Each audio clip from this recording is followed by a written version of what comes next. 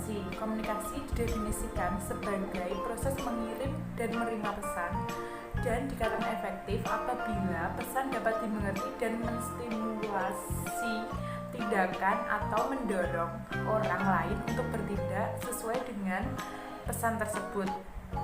Booth 2003. Selanjutnya, menurut Robbins 2003, mendefinisikan komunikasi sebagai proses pemindahan data dan memahami makna yang dimaksudkan. Jadi kesimpulannya, komunikasi pada intinya suatu rangkaian kegiatan yang menyampaikan warta dari seseorang kepada orang lain dalam rangka usaha kerjasama untuk mencapai tujuan tertentu. Macam-macam komunikasi. Macam-macam komunikasi dibedakan menjadi 7, yaitu yang pertama, menurut cara penyampaiannya. Dibagi menjadi 2, yaitu komunikasi verbal dan komunikasi nonverbal. Komunikasi verbal adalah bentuk proses komunikasi yang pesannya disampaikan dengan menggunakan kata-kata, sedangkan komunikasi nonverbal adalah bentuk proses komunikasi yang pesannya tidak disampaikan menggunakan kata-kata, melainkan menggunakan bahasa tubuh, gerak isyarat, dan kontak mata. Yang kedua, menurut ruang lingkupnya. Dibagi menjadi 2, yaitu komunikasi internal dan komunikasi eksternal. Komunikasi internal adalah komunikasi yang terjadi di dalam organisasi atau perusahaan tersebut, sedangkan komunikasi eksternal adalah bentuk komunikasi yang terjadi di luar organisasi atau perusahaan tersebut. Yang ketiga, menurut jenis pesan yang disampaikan. Dibagi menjadi 2, yaitu komunikasi lisan dan komunikasi tertulis. Komunikasi lisan adalah bentuk komunikasi yang terjadi secara langsung dan tidak dibatasi oleh jarak, sedangkan komunikasi tertulis adalah komunikasi yang disampaikan lewat media tulisan dan dilakukan secara tidak langsung. Yang keempat, yaitu menurut perilakunya. Dibagi menjadi 3, komunikasi formal, informal, dan nonformal. Komunikasi formal adalah komunikasi yang berjalan sesuai dengan hierarki kewenangan organisasi. Komunikasi informal adalah komunikasi yang tidak ditentukan oleh hierarki organisasi. Komunikasi nonformal adalah komunikasi yang bertujuan dengan pelaksanaan tugas pekerjaan organisasi. Yang pertama yaitu menurut aliran informasi dibagi menjadi 2, yaitu komunikasi satu arah, yang B yaitu komunikasi 2 arah. Yang kedua yaitu menurut jumlah pelakunya, yang A yaitu komunikasi perseorangan, yang B yaitu komunikasi kelompok. Yang nomor 3 yaitu menurut jaringan kerja, yang A yaitu jaringan kerja rantai, yang B yaitu jaringan kerja lingkungan, yang C yaitu jaringan kerja kelompok. Selanjutnya saya akan menjelaskan tentang fungsi komunikasi. Fungsi komunikasi menurut Onong Ujara Effendi dibagi menjadi 4. Yang pertama, to inform, untuk menginformasikan, dan yang kedua, to educate, untuk mengedukasi atau mendidik. Yang ketiga, to entertainment, untuk menghibur, dan yang keempat yaitu to influence, untuk mempengaruhi.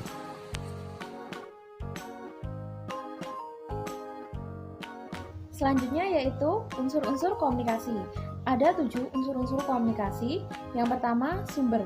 Sumber adalah dasar yang digunakan dalam penyampaian pesan dan digunakan dalam rangka memperkuat pesan itu sendiri. Yang kedua, komunikator. Ada beberapa hal yang harus diperhatikan, yaitu penampilan, penguasaan masalah, dan penguasaan bahasa. Yang ketiga, pesan. Pesan adalah keseluruhan dari apa yang disampaikan oleh komunikator. Yang keempat yaitu channel atau saluran. Channel adalah saluran penyampaian pesan atau biasa juga disebut dengan media. Yang kelima yaitu komunikasi.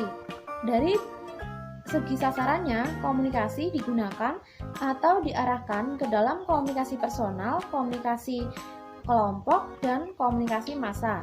Yang keenam, efek.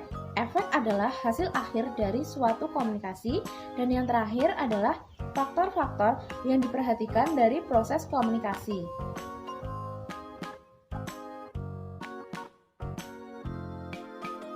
Komunikasi dibagi menjadi 8, yaitu yang pertama penginterpretasian, yang kedua yaitu penyediaan, yang ketiga yaitu penerimaan, yang keempat yaitu pengiriman, yang kelima yaitu pengalahan, yang keenam yaitu penerimaan, yang ketujuh yaitu ada penyediaan baik, yang kedelapan ada penginterpretasian. Komunikasi efektif.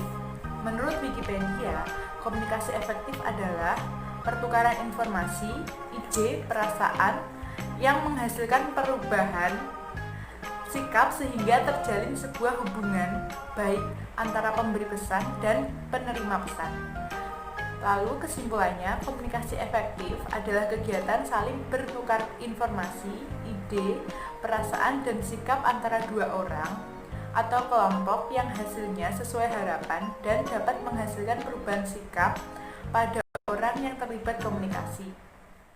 Yaitu faktor yang mempengaruhi komunikasi efektif. Menurut Scott M. Coulter dan Allen dalam bukunya Effective Public Relation, faktor-faktor tersebut disebut dengan The Seven Communication, yaitu yang pertama credibility atau kredibilitas, yang kedua konteks atau konteks, yang ketiga konten atau isi, yang keempat clarity atau kejelasan, yang kelima continuity dan konsistensi atau yang disebut juga kontinuitas dan konsistensi. Yang keenam adalah capability of audience, yaitu kapasitas khalayak, dan yang terakhir adalah channel of distribution atau saluran. Teknik komunikasi efektif. Beberapa teknik komunikasi efektif yang bisa diterapkan dalam kehidupan sehari-hari yaitu yang pertama, mengecek persepsi dengan pemberi pesan. Jika kita sebagai penerima pesan dan merasa persepsi terhadap pesan itu subjektif, kita perlu langsung mengkonfirmasikan pada pengirim pesan apakah benar persepsi kita itu. Yang kedua, mendengarkan dengan baik. Guna memahami pesan yang disampaikan oleh orang lain, kita harus mendengarkan dengan baik. Yang ketiga, melatih kemampuan komunikasi verbal. Dalam melatih komunikasi verbal, hal pertama yang harus diperhatikan adalah melihat dengan siapa kita berbicara. Dan yang terakhir yaitu melatih kemampuan komunikasi nonverbal. Komunikasi nonverbal terdiri dari gerak tubuh, mimik wajah, penampilan fisik, sentuhan, jarak personal, lingkungan, dan bahkan kediaman.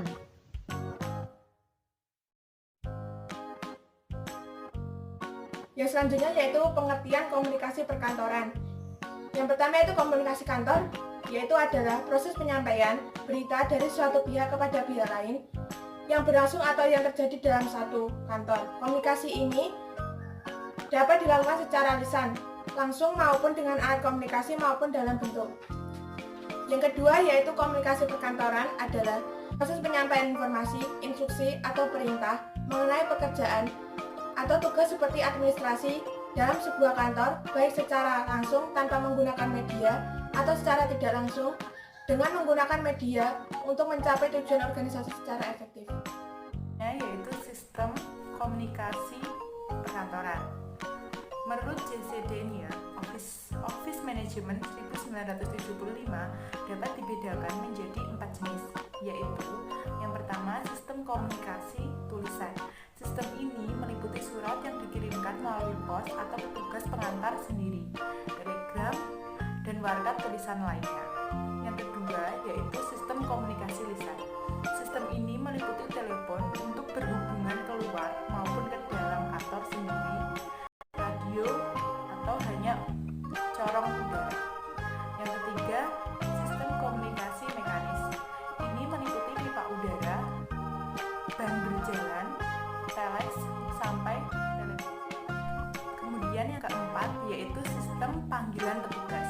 Sistem komunikasi ini dipakai untuk mencari, menemukan, memanggil seseorang petugas dalam suatu lingkungan, bangunan atau badan usaha yang luas, seperti manajer produksi di beberapa pabrik atau dokter di rumah sakit.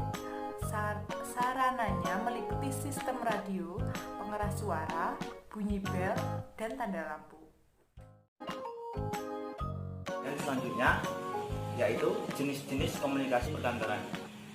Menurut Onong Ujana Effendi, jenis komunikasi yang ada di dalam kantor yaitu ada dua. Yang pertama, komunikasi internal yang meliputi vertikal, horizontal, dan diagonal. Dan yang kedua adalah komunikasi eksternal. Komunikasi perkantoran. Dalam berkomunikasi mempunyai 4 fungsi yang sangat penting, yaitu yang pertama, fungsi kontrol. Komunikasi formal dapat dilakukan untuk mengontrol karyawan dengan menanyakan ulang deskripsi pekerjaannya dalam hal-hal lain yang memerlukan komunikasi. Yang kedua, fungsi motivasi. Fungsi ini dilakukan melalui pemberian feedback kepada bawahan mengenai apa yang telah mereka kerjakan, sebaik apa mereka mengerjakannya, dan apa yang seharusnya dilakukan untuk meningkatkan kinerja mereka di masa depan. Yang ketiga, fungsi emosi. Pada dasarnya, salah satu tujuan bekerja adalah melaksanakan interaksi sosial. Salah satu bentuk interaksi sosial adalah komunikasi, di mana masing-masing anggota organisasi dapat mengekspresikan emosi yang negatif. Yang keempat, fungsi informasi. Fungsi ini berhubungan dengan memperlancar pengambilan keputusan yang dapat dilakukan oleh pihak manajemen. Dengan link transfer data dan alternatif pilihan yang ada, individu atau organisasi akan mudah dalam mengambil keputusan. Komunikasi menurut Hewitt 1981 menjabarkan tujuan penggunaan proses komunikasi secara spesifik sebagai berikut, dibagi menjadi 8. Yang pertama yaitu mempelajari atau mengerjakan sesuatu. Yang kedua yaitu mempengaruhi perilaku seseorang. Yang ketiga yaitu mengungkapkan perasaan. Yang keempat yaitu menjelaskan perilaku sendiri atau perilaku orang lain. Yang kelima yaitu berhubungan dengan orang lain. Yang keenam yaitu menyelesaikan sebuah masalah.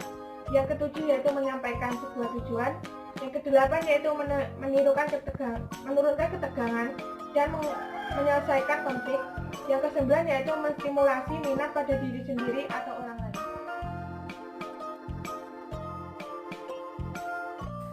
Selanjutnya yaitu sifat komunikasi.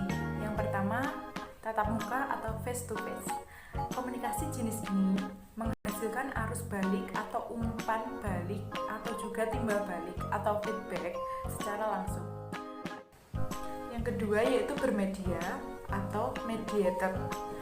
Komunikasi yang dilakukan dengan menggunakan media sebagai pendukung kegiatan. Media yang digunakan antara lain adalah media tulisan, media suara, dan juga video.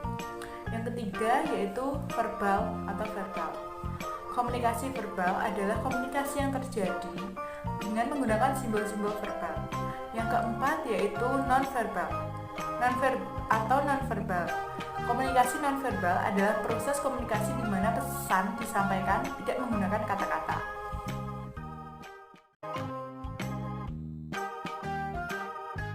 Dan selanjutnya yaitu hambatan dalam komunikasi ada 4. Yang pertama yaitu hambatan personal. Hambatan personal dalam komunikasi meliputi sikap, emosi, stereotyping, prasangka, bias, dan lain-lain. Yang kedua yaitu hambatan budaya.